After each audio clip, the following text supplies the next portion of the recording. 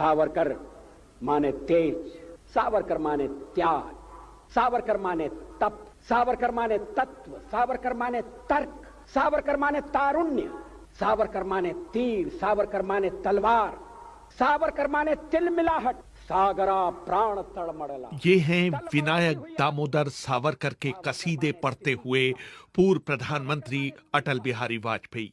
इसे एक विडंबना ही कहा जाएगा कि कभी भी राष्ट्रीय स्वयंसेवक संघ और भारतीय जनसंघ के सदस्य न रहे वीर सावरकर का नाम संघ परिवार में बहुत इज्जत और सम्मान के साथ लिया जाता है।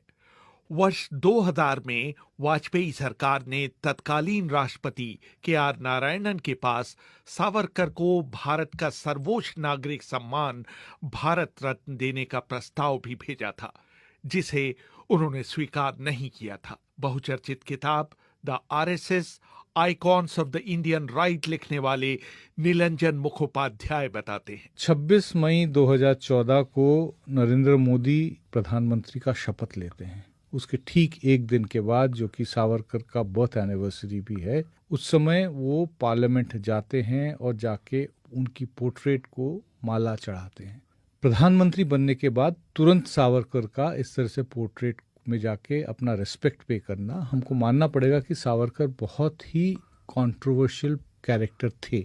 हम नहीं भूल सकते कि गांधी असैसिनेशन केस में उनके खिलाफ केस चला था, वो एक्विट हो गए थे, लेकिन उनके जीवन काल में दोबारा से कपूर कमीशन बैठी थी और कपूर कमीशन के रिपोर्ट में अभी भी जो कहते हैं कि नीडल ऑफ सस्पिशन उनसे हटा नहीं है, उस नेता को जाके अपना मानना एक बहुत बड़ी सिंबॉलिक एक्ट थी प्रधानमंत्री नरेंद्र मोदी की। 1906 में लंदन में अक्टूबर की एक ठंडी शाम एक चितपावन ब्राह्मण इंडिया हाउस के अपने कमरे में झींगे यानी प्रॉन्स तल रहा था। उसने एक गुजराती वैश्य को अपने यहाँ खाने पर बुलाया था, जो दक्षिण अफ्रीका में रह रहे भारतीयों के अधिकारों के प्रति दुनिया का ध्यान आकृष्ट कराने लंदन पहुंचा हुआ था। उस समय गांधी महात्मा नहीं थे, मोहनदास करमचंद थे। हिंदुस्तान वापस नहीं आए थे। साउथ अफ्रीका में रेशियल डिस्क्रिमिनेशन के खिलाफ सत्याग्रह शुरू करना चाहते थे। उनको सपोर्ट चाहिए था, उनको रिसोर्स मोबिलाइजेशन के लिए। जो भारतीय इंग्लैंड में रहते थे उनसे वो मिलने गए थे, तो वो इंडिया हाउस भी गए थे। वहां पे सावरकर रहते थे, तब सावरकर वहां स्टूडेंट थे।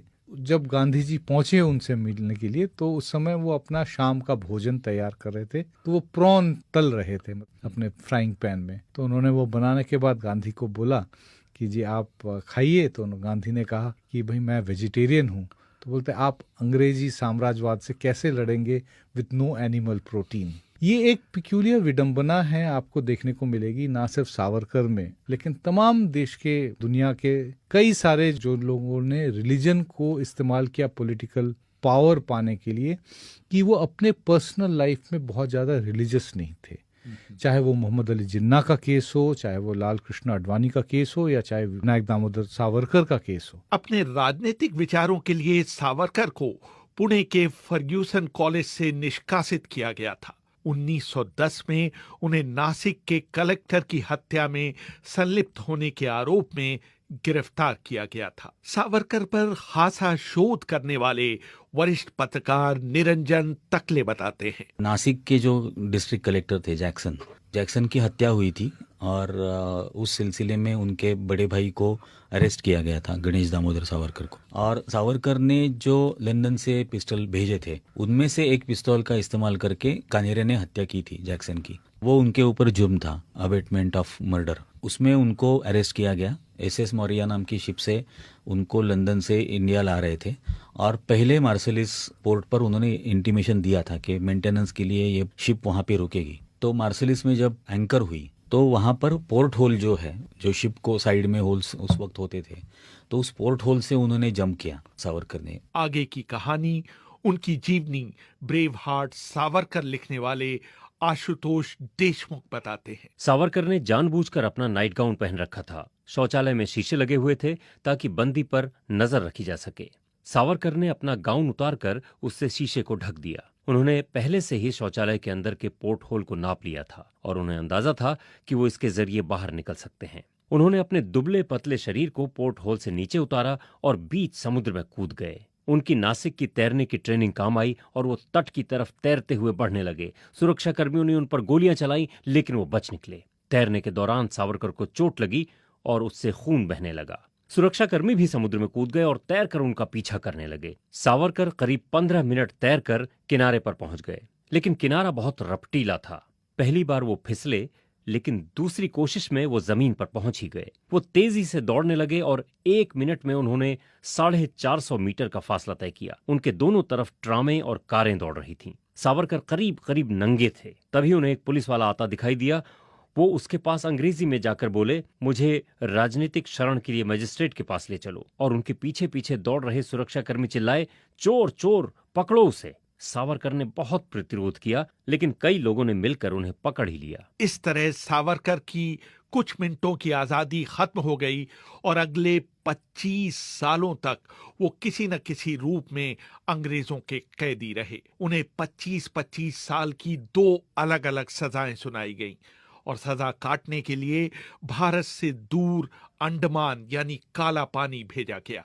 उन्हें 698 कमरों की 13.5 गुणा 7.5 फीट की जेल में कोठरी नंबर 52 में रखा गया। वहां के जेल जीवन का जिक्र करते हुए आशुतोष देशमुख वीर सावरकर की जीवनी में लिखते हैं, अंडमान में सरकारी अफसर बग्घी में चलते थे और राजनीतिक कैदी इन बग्घियों को खींचा करते थे। वहां ढंग की सड़कें नहीं होती थीं और इलाका पहाड़ी होता था। जब कैदी बग्घी को खींच नहीं पाते थे तो उनको गालियां दी जाती थीं और उनकी पिटाई होती थी। परेशान करने वाले कैदियों को कई दिनों तक पनियल सूप दिया जाता था। इसके अलावा उन्हें कुनैन पीने के लिए दी जाती थी, जिससे उन्हें चक्कर आते थे। कुछ उल्टियां भी कर देते थे और कुछ को बहुत दर्द रहता था। सभी कैदियों को शौचालय ले जाने का समय नियत रहता था और शौचालय के अंदर भी उन्हें तय समय सीमा तक रहना होता था। कभी कभी कैदी को जेल के अपने कमरे के कोने में ही मल त्यागना होता था। जेल की कोठरी की दीवारों से मल और पेशाब की बदबू आती रहती थी। कभी कभी कैदियों को खड़े खड़े ही हथकड़ियां और बेड़ियां पहनने की सजा दी जाती थी।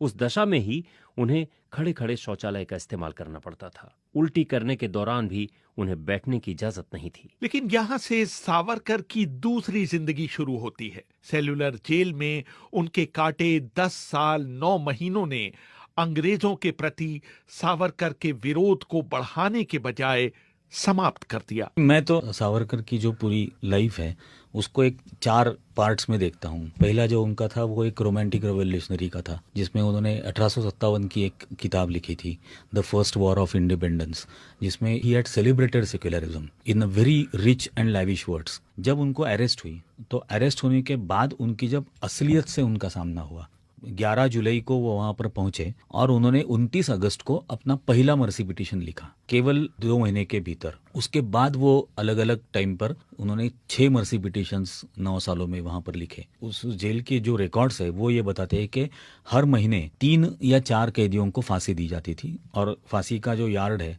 वो उनका जो कमरा था उसके बराबर नीचे ही है। हर 15 दिन बाद हर कैदी का वजन लिया जाता था। वो जब गए तब उस दिन उनका वजन 112 पाउंड था, 11 जुलाई 1911 में। और रेगिनल्ड क्रैडॉक को 3 साल बाद जब उन्होंने चौथा मर्सी पिटीशन दिया, उस वक्त उनका वजन था 126 पाउंड। तो उनका 14 पाउंड वजन बढ़ा था सेल्युलर जेल में। बाद में सावरकर ने खुद और उनके समर्थकों ने अंग्रेजों से माफी मांगने को इस आधार पर सही ठहराया कि ये उनकी रणनीति थी, जिसकी वजह से उन्हें कुछ रियायतें मिल सकती थीं।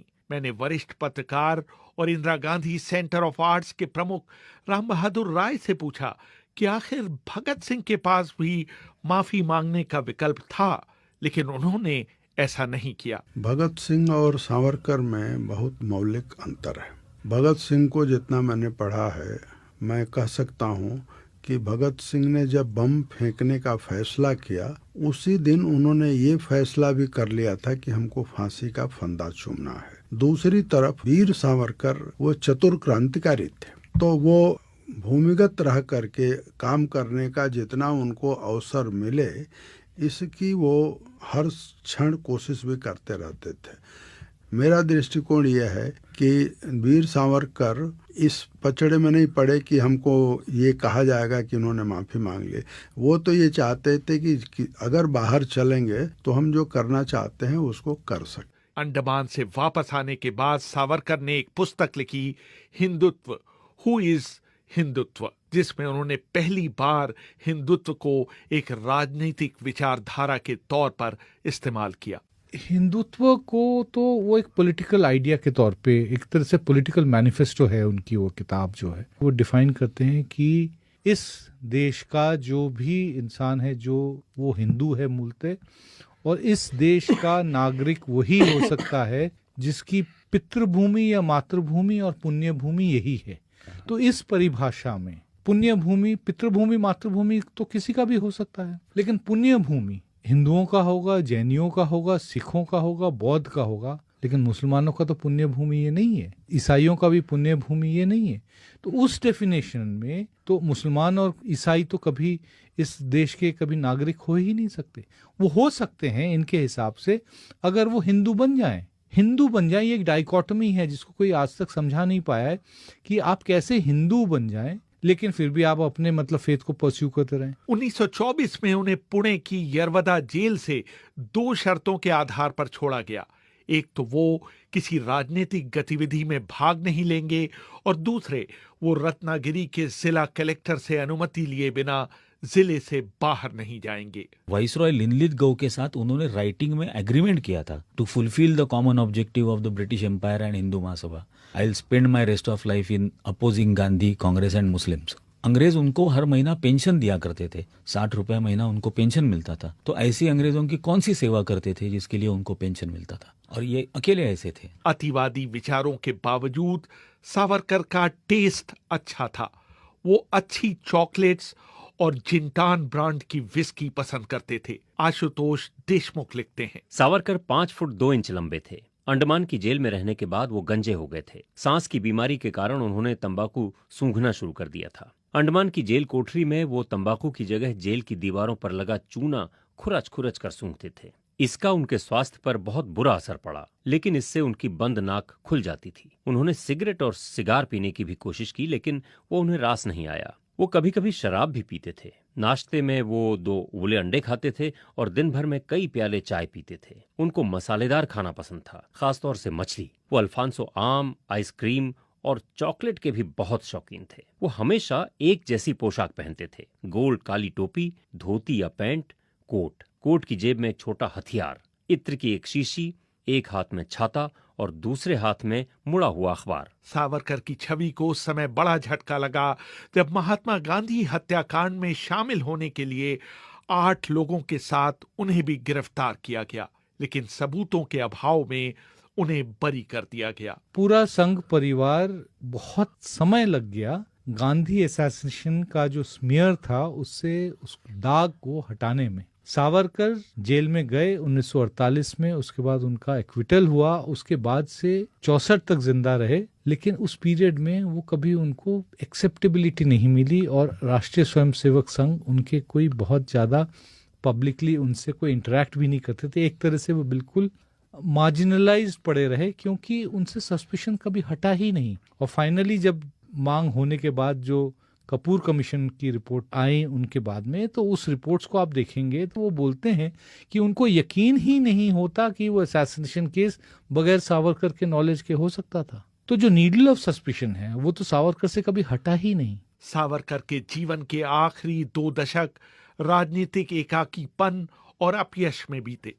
वीर सावरकर के एक और जीवनीकार धनंजय कीर उनकी जीवनी सावरकर एंड हिट्स टाइम्स में लिखते हैं कि लाल किले में चल रहे मुकदमे में जज ने जैसे ही उन्हें बरी किया और नथुराम गोडसे और नारायण आप्टे को फांसी की सजा सुनाई, कुछ अभियुक्त सावरकर के पैर पर गिर पड़े और उन्होंने मिलकर नारा लगाया, हिंदू हिंदी हिंदुस्तान, कभी न होगा पाकिस्तान। दरअसल उन पर जो आखिरी दिनों में कलंक लगा है उसने उस विरासत पर अंधकार का बादल डाल दिया है। दुनिया में शायद ही ऐसा कोई उदाहरण मिले जो क्रांतिकारी कवि भी हो, साहित्यकार भी हो, अच्छा लेखक भी हो। अंडमान निकोबार की जेल में रहते हुए पत्थर के टुकड़ों को कलम बनाकर जिसने 6000 कविताएं दीवार पर लिखी और उसको कंठस्थ किया, वही नहीं 5 मौलिक पुस्तकें वीर सावरकर के खाते में।